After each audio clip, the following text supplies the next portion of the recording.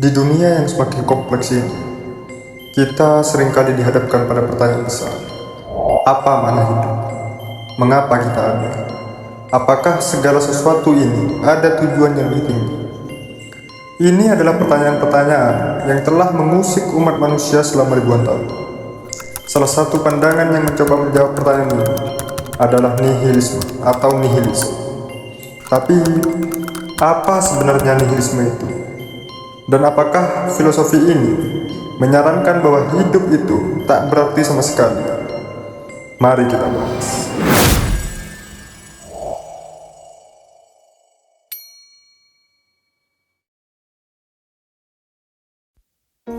Pandangan hidup merupakan nilai-nilai yang dipegang seseorang dalam menjalankan kehidupannya. Dapat dikatakan bahwa pandangan hidup adalah fondasi ataupun sarana bagi seseorang untuk mencapai tujuan hidupnya. Tetapi bagaimana jika seseorang memiliki pandangan bahwa hidup itu tidak berarti? Pandangan bahwa hidup tidak memiliki arti disebut sebagai nihilisme. Nihilisme berasal dari bahasa Yunani, yaitu kata nihil, yang berarti kosong, dan akhiran kata isme, yang berarti paham atau kepercayaan. Mengutip Internet Encyclopedia of Philosophy, nihilisme merupakan paham bahwa semua nilai-nilai tidak memiliki dasar dan tidak ada yang dapat diketahui dan dikomunikasikan. Dengan kata lain, paham nihilisme menganggap segala sesuatu tidak berarti. Paham ini cukup ekstrim dalam mencari tujuan hidup. Mengapa ada paham yang menganggap hidup tidak berarti? Apa konsekuensi dari paham tersebut? Nihilisme merupakan istilah yang telah lama muncul, yakni sejak abad pertengahan dan digunakan oleh kelompok klinik tertentu. Istilah ini muncul di Rusia pada abad ke-19. Pada tahun awal kekuasaan Tsar Alexander II, paham tersebut dianggap identik dengan gerakan revolusioner yang menolak otoritas negara, gereja, dan keluarga.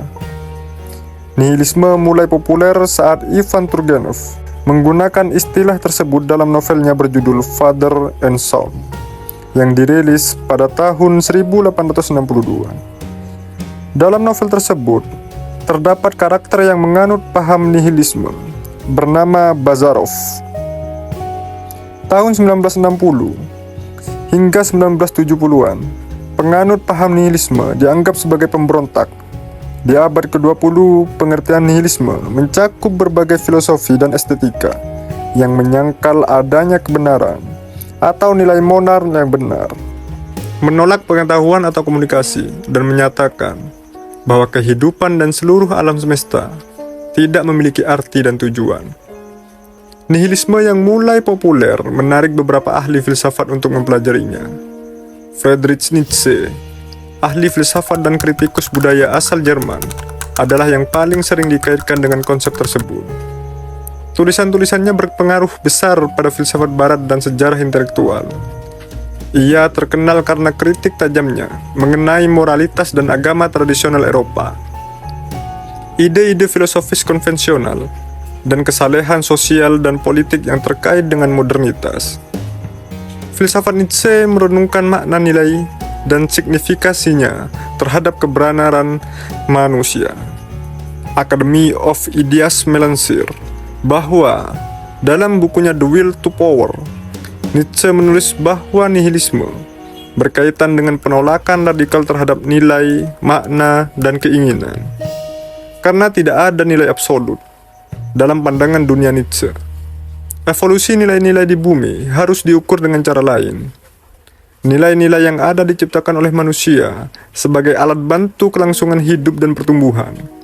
Karena nilai-nilai dan kepercayaan terhadap nilai tersebut penting bagi kesejahteraan dan keberadaan manusia. Kita seringkali melupakan bahwa nilai-nilai adalah ciptaan kita sendiri dan menjalaninya seolah-olah nilai itu mutlak.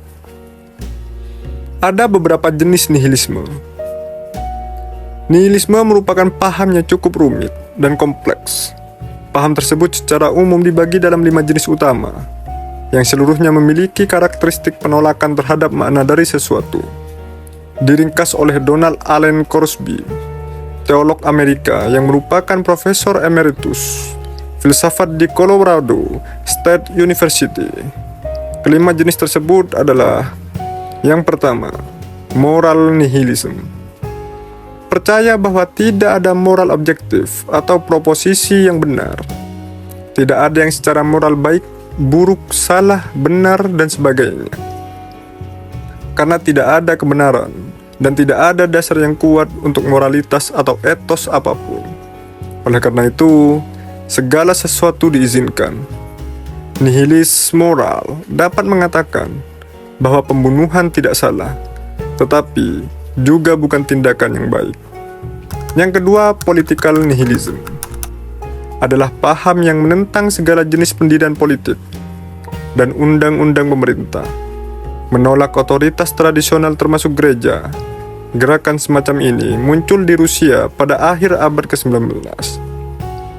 Selanjutnya ada existential nihilism, merupakan pengertian nihilisme yang paling banyak dianut, yang menganggap semua tujuan, aspirasi, pengaruh, dan tindakan tidak berarti.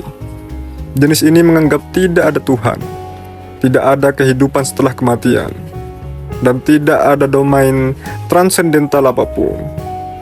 Yang keempat, ada epistemological nihilism, menganggap bahwa kita tidak bisa mengetahui apa-apa dengan pasti dan menolak segala bentuk pengetahuan.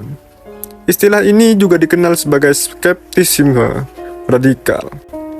Yang terakhir ada cosmic nihilism, menyatakan bahwa tidak ada kebenaran atau makna tunggal di alam semesta. Kebebasan, cinta, harapan, dan kepuasan hanyalah fantasi yang kita masukkan untuk beradaptasi dari kekosongan dalam dunia kita, sebagai cara mengatasi stres. Namun, nihilisme dianggap sebagai paham yang berisiko. Seorang ahli filsafat bernama Hannah Arendt mengatakan bahwa nihilisme dipahami sebagai risiko yang melekat dalam tindakan berpikir itu sendiri. Ia memperingati bahwa kita harus berhati-hati dan tidak menganggap nihilisme hanya sebagai krisis ketidakpastian personal, tetapi juga krisis politik. Karena orang-orang yang berkuasa dapat mempromosikan nihilisme demi mendapat keuntungan pribadi. Ada risiko berbahaya jika banyak orang menganut paham tersebut. Salah satunya adalah sistem moral dan politik yang mendukung kebebasan dan kemerdekaan tidak akan diindahkan. Mereka lebih suka sistem yang mendukung dogma terhadap tradisi dan kepatuhan buta terhadap otoritas, karena menganggap alam semesta tidak berarti. Isu-isu tentang penindasan, perang, dan lingkungan juga dapat menjadi tak berarti. Ayon melansir bahwa nihilisme secara tidak adil dianggap sebagai filosofi kekerasan dan bahkan terorisme. Tetapi, nihilisme memang telah digunakan untuk mendukung kekerasan, dan banyak nihilis awal merupakan revolusioner kekerasan. Kaum nihilis Rusia, misalnya, menolak norma-norma politik, etika, dan agama tradisional. Nihilis bukan hanya orang yang menolak pengetahuan karena tidak memiliki dasar yang tidak terbantahkan. Seseorang yang sadar bahwa memang ada ketidakpastian dalam ilmu pengetahuan dan tetap bertindak seolah-olah hal tersebut tidak penting juga, itu disebut sebagai nihilis. Risiko nihilisme adalah kita akan terasingkan dari sesuatu yang baik atau benar. Namun, percaya bahwa tidak mempercayai apapun adalah hal yang benar dan baik. Di era modern, nihilisme kembali muncul. Nihilisme muncul kembali sebagai tren di era modern, walau tidak sedramatis gerakan nihilis politik Rusia.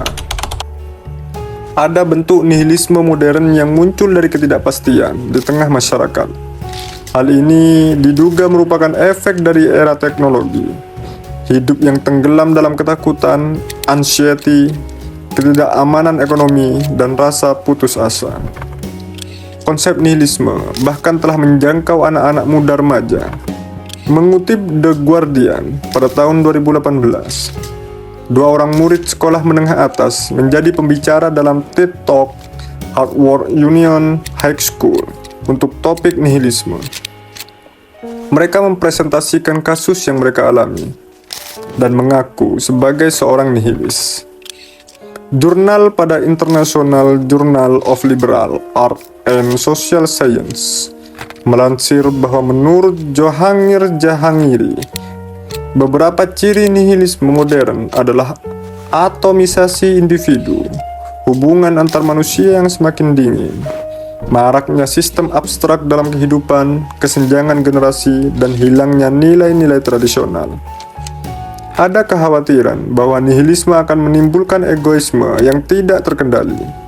Akan tetapi, nihilisme pada era modern tampaknya menganggap ketidakadaan arti hidup sebagai alasan untuk menjalani hidup tanpa rasa khawatir berlebihan. Mencari kebahagiaan dan arti dari setiap hal yang dilakukan dan memberi sebisanya untuk membentuk arti dari diri sendiri adalah hal yang dilakukan nihilis modern. Memiliki prinsip dan pegangan dalam menjalani kehidupan sangatlah penting. Saling menghormati, menghargai, dan toleransi terhadap perbedaan nilai personal yang diyakini dalam masyarakat harus tetap ada untuk menjaga keharmonisan hidup. Pada akhirnya, nihilisme bukanlah tentang menyerah pada hidup, melainkan tentang menghadapi kenyataan tanpa ilusi. Ini adalah tantangan untuk menemukan keberanian dalam ketidakpastian dan untuk menciptakan makna kita sendiri, meskipun kita tahu bahwa alam semesta ini tidak akan memberi kita jawaban. Jadi, apakah hidup ini benar-benar tidak bermakna? Mungkin itu benar.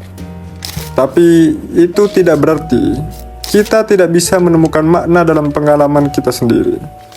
Nihilisme mengajarkan kita untuk menghadapi kegelapan dengan mata terbuka dan menemukan cara untuk hidup dengan penuh kesadaran, kebebasan, dan keberanian.